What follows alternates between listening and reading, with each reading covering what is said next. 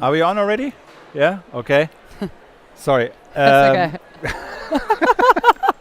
Welcome to the program, the DCTP from the Republica 2014. My name is Philip Banse.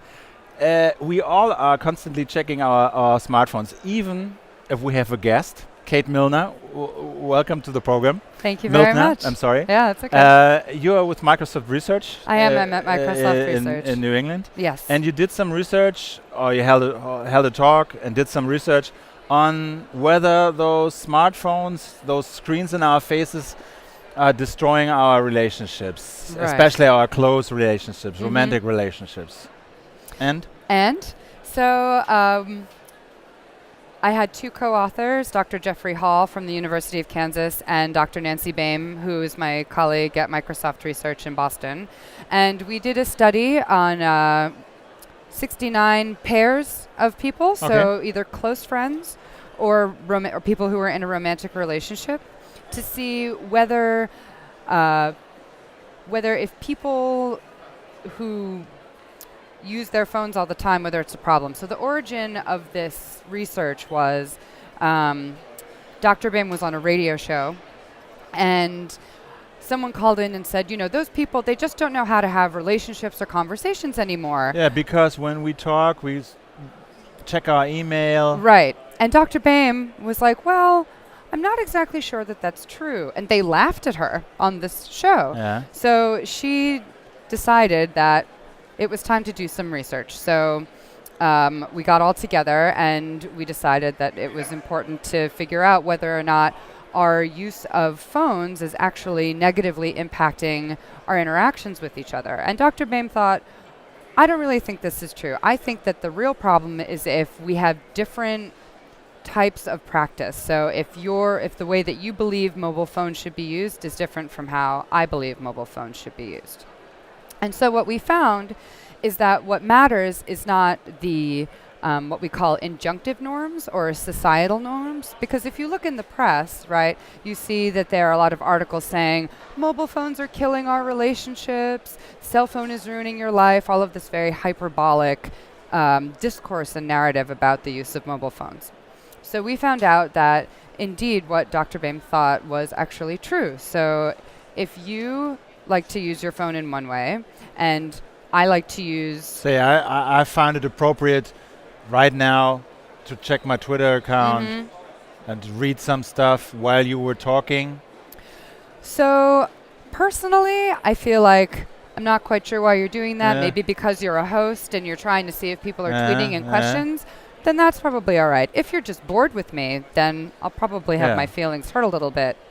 But in the end, if you think it's okay to use your phone while we're having a conversation, and I think it's okay to use my phone when we're having a conversation, then that won't be a problem because we have shared norms, right? Yeah. I think that the way that you are engaging with your phone is the same as the way that I engage with my phone, so I think it's okay. Do you think it's the same as with newspapers? Like some don't like if I read a newspaper in the morning and hide my face behind the newspaper and nobody is able to talk to me during breakfast. The same thing as with a smartphone? I completely agree. I actually used an example of that in my talk. So one of the things that people say a lot are, everyone on public transport in the morning, they're all on their phones. We're not having conversations anymore. We never really had conversations in the morning on public transport. I mean, there's a picture that I showed from the 1940s of everybody sitting on the commuter train, newspapers up, involved in their own thing. So, phones are not exactly the same as newspapers, but the purpose that we're using them for in the morning is basically the same. Is similar, but one argument that comes constantly up is, well, I don't know what you are doing on your phone. If I have a newspaper, my wife knows I'm reading the newspaper. But if I'm checking my phone, she doesn't know. Is he buying something on Amazon? Right. Is he updating his blog? Is he texting someone? Is he checking his work email? What is he doing? And that is always a point of discussion. Is it? Yeah. I mean, I don't know. I guess one of the reasons that we like our phone so much is because it affords us that sort of privacy, right? It's convenience and privacy. We are allowed to check our work mail. or we're allowed to buy something, or we're allowed to read a book. I know for a fact that I read some, sometimes trashy, embarrassing books that I wouldn't necessarily want to read on the subway, but if I have it on my phone or on my tablet, then it gives me that bit of privacy to consume my media preference in peace. And another point is, even if we both have the same values, and we both find it okay to check our email while we're talking, did you look at the question whether this is really, if our relationship changes due to this, if we would have another a different kind of relationship if we weren't checking our phones all the time? So we didn't look into that. It was mostly about the perception of norms. But what I can say is, if the phone is the main issue in your relationship, the phone is just a representation of a communication problem, right? So you could probably switch something else in for the phone, the television, a computer, even a book. When we're concerned about other people's phone use, particularly in intimate relationships, it's usually because we're concerned about disconnection, that we aren't connected the way that we used to be, or that we aren't connected to the greatest possibility. And so we look to the phone as the instigator of that problem, but what that really is, that's a you and me problem, not a you, me, and the phone problem, right? Another argument would be, nothing is always at hand like the phone in your pocket, right? If you have a small pause in a conversation, you wouldn't switch on the TV, but you just pull out your telephone. I guess that is true, but again, that's an attention issue, right? And I guess it depends why you're pulling out your phone during a small pause in the conversation, right? Say that you're talking to a stranger, right? And the conversation's a little boring. You might pick up your phone to get out of that conversation, whereas before you might pick up a magazine, or you might just get up and walk away. I don't think that it's fair to blame disconnection on these phones. Granted, phones do change the way that we interact with each other. They make a lot of communication possible, and it's true that they can be very distracting, but distraction and the end of a relationship, or the demise of a relationship, are two very different things. And you would say extensive or inappropriate phone use is more a symptom than a cause for? Yeah, I would say so. It also, the one thing that the phone can allow us to do is to connect. So, before you were saying that you aren't sure what you're doing, the issue is that you aren't sure what you're doing on the phone. It could be, and I know that this is an issue, that people feel that when you have your phone in your hand, that the person who is with you physically is less important than whoever is on the phone. But again, that's a relationship dynamic and not so much the phone thing. Yesterday, you did some karaoke. I did. Emoji karaoke. Emoji karaoke. Just explain how it worked.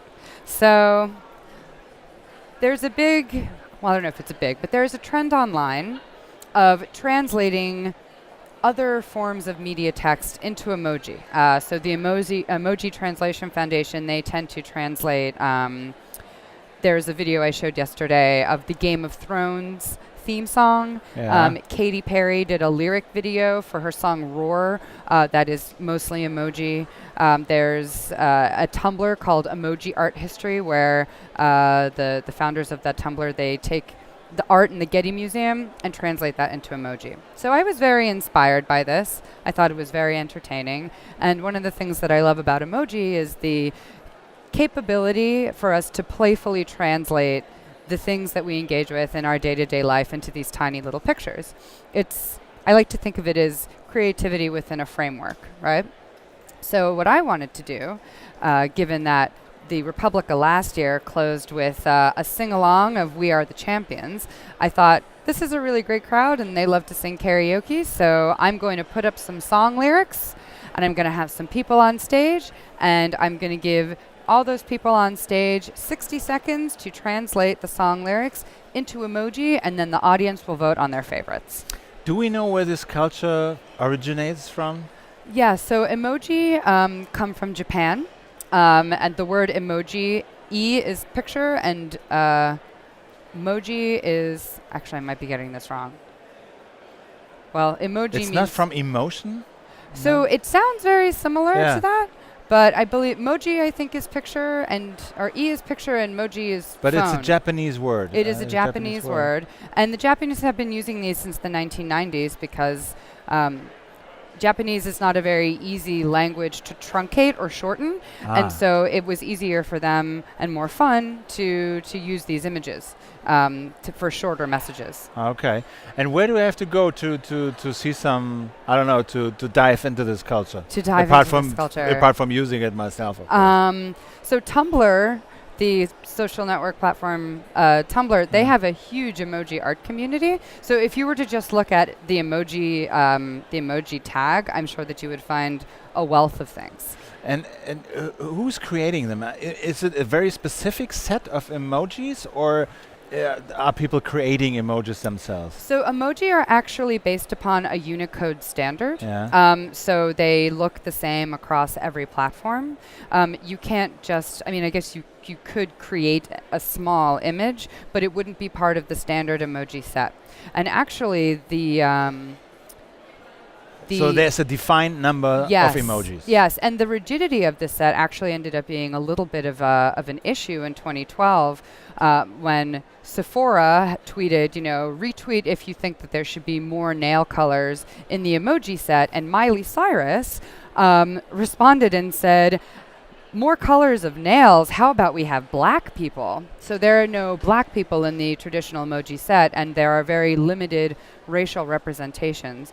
This ended up being so much of a kerfuffle that Apple actually responded to Miley Cyrus via MTV saying, we agree with you, there should be more racial diversity in emoji, and we're working with the Unicode consortium to expand the representation. That was 2012, and today? Yeah, that was, and today? And today, did it happen? It hasn't happened yet. Okay. But I don't know, consortiums, they're usually really big, kind of slow moving. I have faith. Okay. Thank you very much for coming. Thank you very much for having me. This was DCTP from the Republica 2014. My name is Philip Banse. Thank you very much for watching. You'll find this video and other videos we recorded here on our YouTube channel, dctp.tv, or on dctp.tv itself. Thank you very much for watching. Stay tuned. Bye.